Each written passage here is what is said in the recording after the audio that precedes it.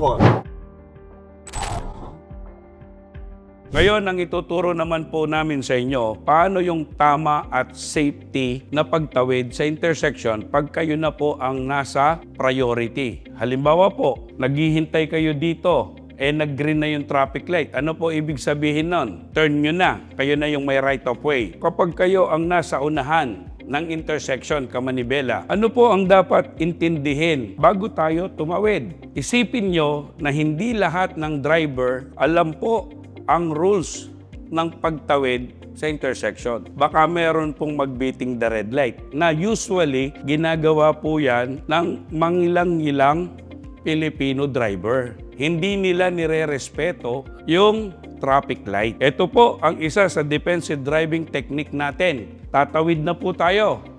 Pag kayo po ang nasa unahan, ano ang dapat nyong tandaan? Yung tinuturo po sa atin na 3 seconds delay acceleration. Ano po yon?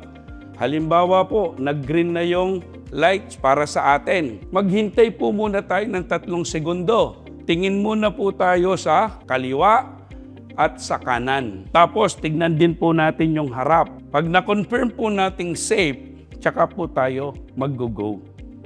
Ano pa po ang isang defensive driving technique dyan? Bukod sa 3 seconds delay acceleration. Halimbawa po, meron kayong katabing dalawang mga sasakyan, nasa gitna kayo. Applicable po yung 3 seconds delay acceleration. Bakit? Paunahin nyo po muna yung nasa kaliwa nyo bago po kayo sumunod.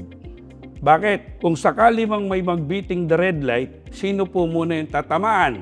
Ito, sosi pa rin po kayo. Ganon din po dito sa kanan.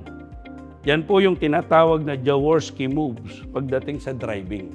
May defense. Mga kamanibela, tandaan, pagdating sa intersection, mag-isip muna bago umarangkada.